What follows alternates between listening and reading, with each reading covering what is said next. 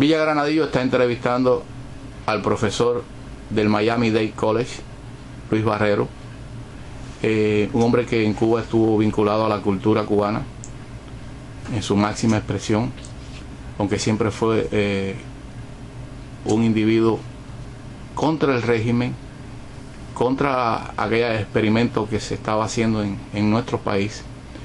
Y yo creo que es uno de los más indicados para opinar sobre la presencia de Silvio Rodríguez, el juglar de la revolución en Estados Unidos, que va a hacer un periplo por varias ciudades de los Estados Unidos de Norteamérica.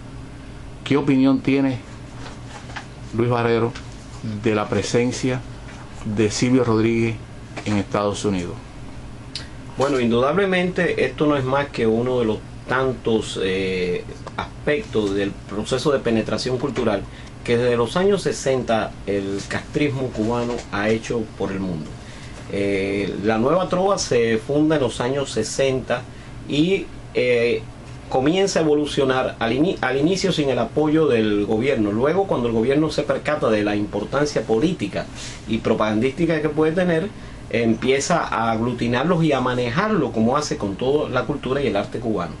Y dentro de la culminación de todo este proceso es estos llamados intercambios culturales que lastimosamente la administración de Obama ha decidido hacer.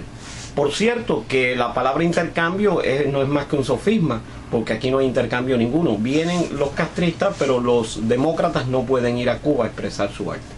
Silvio Rodríguez es quizás la máxima expresión de esa propagandística castrista y comunista que se ha hecho en el mundo.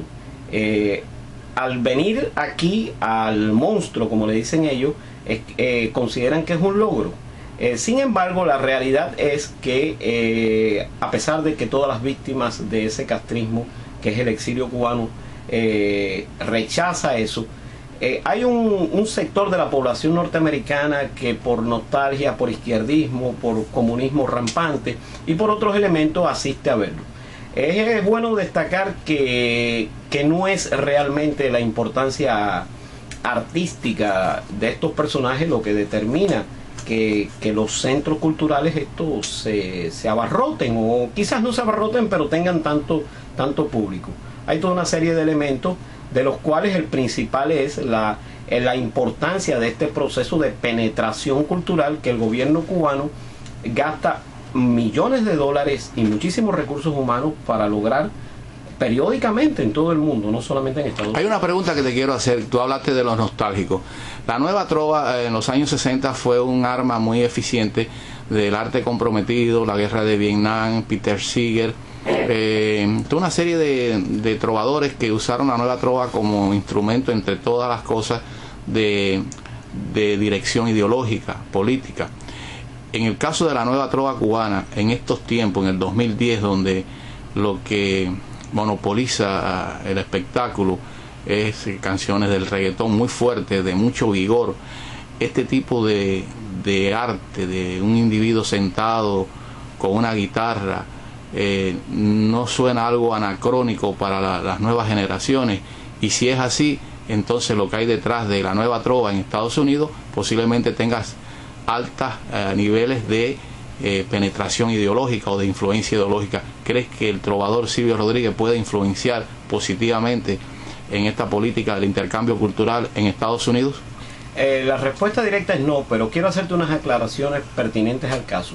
En primer lugar, el concepto de Nueva Trova no se expandió por el mundo como el gobierno, la dictadura ha intentado hacer.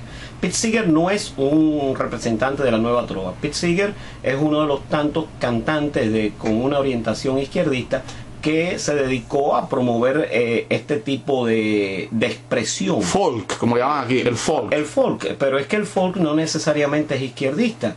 El folk nace mucho antes, quizás con muchísimos artistas y compositores norteamericanos que no viene al caso mencionar, pero quizás tendríamos que empezar por Bob Dylan, que es el representante más importante de esto.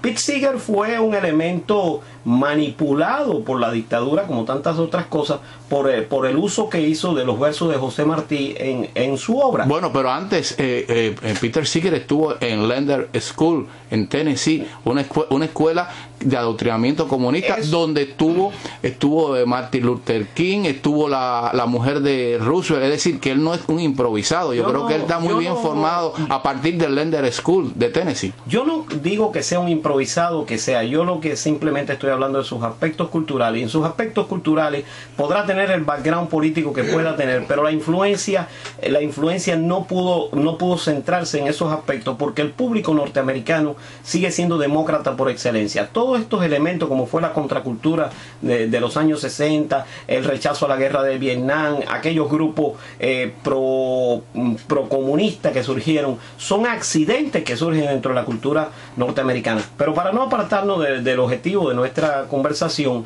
estos elementos simplemente sirvieron de apoyo a todo el proceso castrista en relación a la manipulación de la cultura. La nueva trova no es lo único que la dictadura castrista ha manipulado hasta la salsa, ha manipulado el son. Ahí tienes el caso de los bambán, ahí tienes el caso de cualquier artista cubano que es exportado hacia el mundo. Exportación que se hace no solo con los artistas, se hace con los médicos, se hace con los deportistas, con los entrenadores. Es un sistema muy típico del sistema comunista que el castrismo ha perfeccionado dentro de eso. Hay una cosa interesante. ¿Qué te sabe que un poeta pueda firmar una carta de fusilamiento a 3 seres humanos? Bueno, yo pienso que no un poeta. Yo no creo que nadie deba firmar una carta de fusilamiento. No creo que el poeta sea una excepción. Estos individuos no firman como poeta ni firman como artista. Firman como comisarios políticos, como esbirros de la dictadura. Y eso es lo que hacen al firmar la carta. No debemos confundir esto con su posición como artista o como médico o como carpintero. Simplemente son individuos que adictos al régimen, o quizás oportunistas del régimen, que se valen de eso para tratar de ganar galardones dentro del sistema comunista. Hay una cosa interesante. ¿Por qué el enmascaramiento cómplice de que hasta este momento ningún medio, no todos, no vamos a generalizar, pero casi todos, obvian preguntarle eso? Hasta ahora la presencia de él aquí ha sido para hacerle preguntas de diferentes razones, pero ¿por qué ocultan algo tan importante de por qué firmaste una carta de ejecución a seres humanos? Esa pregunta yo creo que es válida, esa pregunta yo creo que está presente.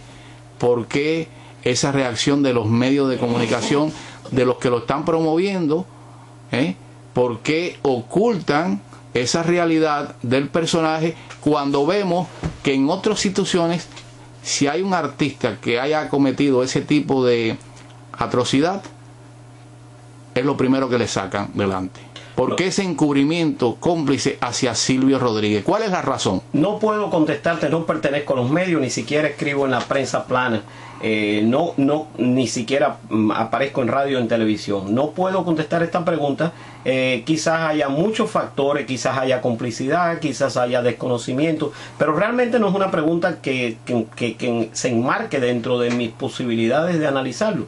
Lo que sí pienso es que es responsabilidad de todos nosotros, el exilio cubano, hacer pública todas estas atrocidades que se cometen dentro de la dictadura castrista y lo que sus representantes intentan ocultar o intentan enmascarar. Yo pienso que una de las cosas más importantes que debemos hacer es tratar de hacer pública dentro del mundo todos estos horrores de la dictadura castrista. Muchas gracias, doctor Luis Barrero, por esta entrevista para Vía Granadillo. Gracias.